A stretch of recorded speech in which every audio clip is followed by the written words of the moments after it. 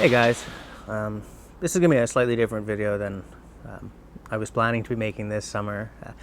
Look, because of, house and, when you got a kid, family crap just gets in the way all the time. I haven't been in the forest very often this summer. A lot of wasted opportunities. There have been birthdays and this and that and house stuff and just, so what do, right?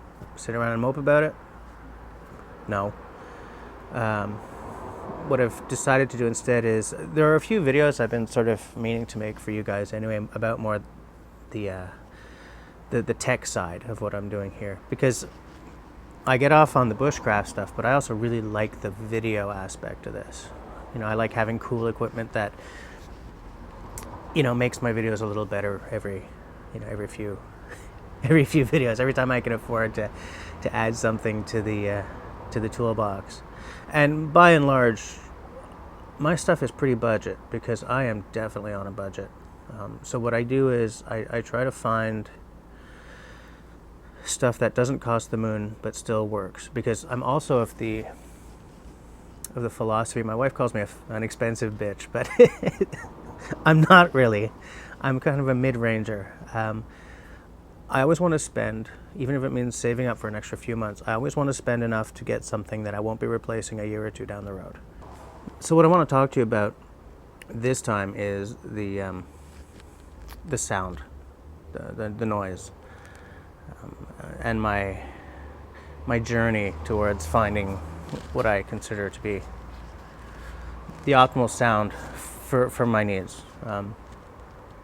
Because it's been a hell of a journey, and any of you who have been watching my videos can see that on occasion the sound has been less than ideal, and sometimes it's been pretty good, and sometimes the two happen with the same microphone. So I've been I'll just show you what I've been using so far. What I started out with was, and remains actually, a Rode video mic. I bought this right off the bat because I knew that the onboard mic on any DSLR is going to be substandard. They're not there for production quality video. They're there for a scratch track that you can sync your mic, your externally recorded sound to, clap, sync it up. But there it is. So I bought the Rode video mic right off the bat, and it's actually not a bad mic in some cases. Where I am right now, as you guys may have discovered on my 200 subs video giveaway, is that it's not a good mic for home base. For Raindance HQ, it's terrible because I've got a boulevard like 80 feet that way.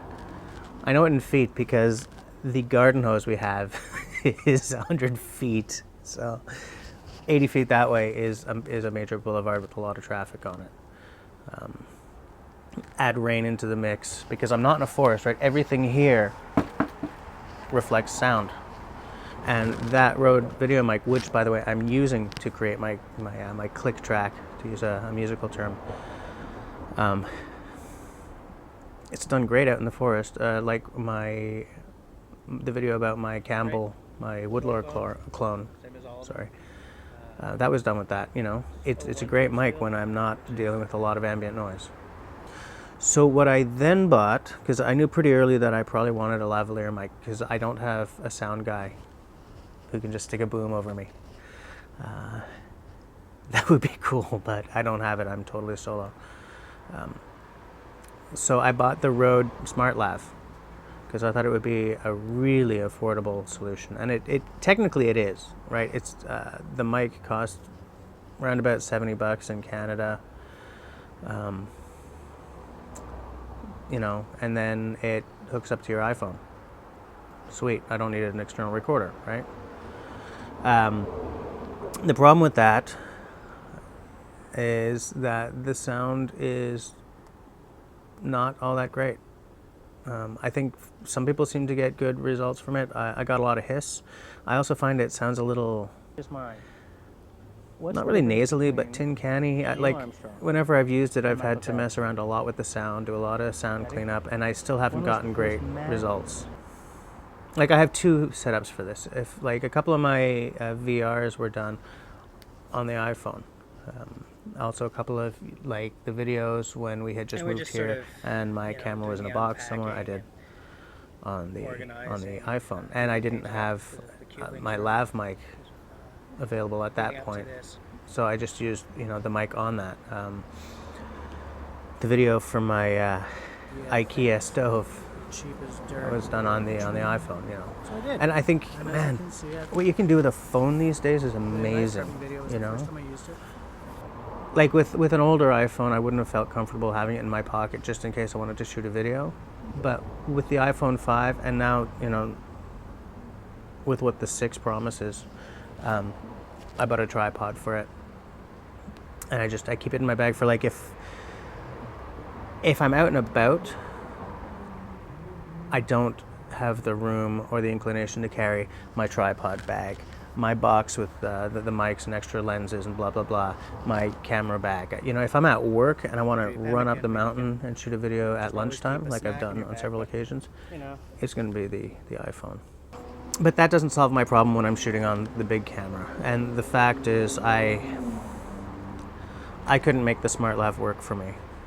Also, different mics react better or not so great to certain voice timbres, and mine, unfortunately, is not a godlike bass. You know, so certain mics don't really work for me. And I think that maybe if I was a sort of a rich baritone, then the Smart Lav would have worked better. Now, they've got a Smart Lav Plus. The wife is trying to distract me by dancing just off stage. They've got a Smart Lav Plus out, which apparently solves a lot of those problems. I'm going to kill you. But it costs more. So that, like, I haven't found it in Canada, but even in the States, it's like $20 more. So an $80 US mic. Put that down. Is that... This is a professional outfit here, folks. I'm not willing to spend the money on the Smart Lav Plus just because there's something more affordable and better. And that, well, more affordable and yet not. What I've settled on now is the Giant Squid Audio Labs lav mic. And, well, here's the thing. To use this mic, I had to buy an external recorder, which in my case is the Zoom H1, because it's dirt cheap. I came upon this combo watching a Curtis Judd video, and then watching several, because he does a lot on lav mics. He's not a bushcrafter, he's a video guy and a photo guy, and he does a lot of really good informational stuff on equipment. And it sounded great when he did his tests, and then I discovered that that's the exact combo that the Black Owl Outdoors guys use, and since their sound is kind of where I've been wanting to get, sold. And here's the thing. Okay, so I had to spend $109, I think, for the recorder. So as I said, cheap as chips. But the mic is like $40 US. Throw in shipping and you're at $49 US, which is a lot less than the Smart Lav, and a whole lot less than the Smart Lav Pro Plus would be. Pro, I think it's Plus. And the sound quality is proven. It's on several videos I really like. This exact setup that I'm using is on more than one video that I really like. So, you can't lose, right? But as I said, as I hinted to before, I'm still messing with the settings on the recorder a little bit, because it's not just plug it in and go, But I am much happier with the sound than I was before. So, I bought the recorder, just in case anyone cares. I bought the recorder off of Amazon.ca. The mic itself I had to order direct from Giant Squid. For the money you get a really good... Is it a straight up pro quality lav mic? who cares? You know, if I was doing, you know, professional quality, if by some miracle I was being paid to do this, I could justify blowing a couple of $100 on a lav mic and maybe throwing 500 at, you know, at a more pro recorder. I mean, this is stuff I love, but like, no, not for my YouTube channel, you know. And which, by the way, is the same for the for my original mic, the Rode video mic that's on top of the camera. If I was running around and doing solo run and gun, you know, with a rig, like documentary, you know, street stuff, that's all I would ever need. Because for that kind of stuff, you don't need the same kind of sound quality as you would for, you know, if like for what we're doing here, you don't really need it. But you know what I'm saying. You know, if I'm running around, you know, what did you think of the game last night? Well, I thought blah blah. That mic is fine. For sitting here and talking about the bushcrafty stuff, I want something a little better, and that's why I've gone through all this long ass process of trying to find the right mic. Because I've looked at, listened to on YouTube, and then, you know, disregarded several mics. You know, is the giant squid where I'm going to stay forever? I don't know. It's great so far. For the price, it's, you know, it doesn't come with the same package deal as the Rode mic, that's for sure. You know, it doesn't have a little bag to keep it in. It doesn't have like a little Velcro to keep the wires from getting tangled.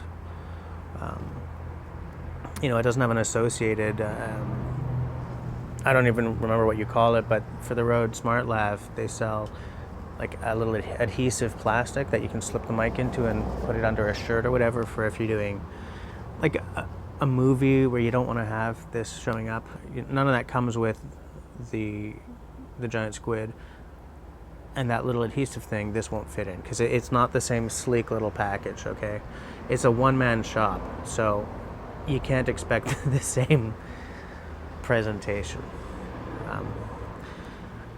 And I knew that going in, and I'm okay with that because you guys don't see the presentation. You hear the product. And so that's kind of all I care about, you know. So far I'm happy with it. You know, I'm messing around. Like, one of the things is I gotta keep the input level. I gotta keep an eye on that because I don't want to get a whole bunch of peaking. Because you can't really fix peaking, you know. You can fix hum, you can fix pretty much anything, but man, if there's peaking, it's there, period. So for now, I'm happy with it. And I think I'll be happy with it for a long time. I think I might replace my camera before I replace my mic. More on that on another video. So for now, yeah, that's all. Thanks for watching, guys.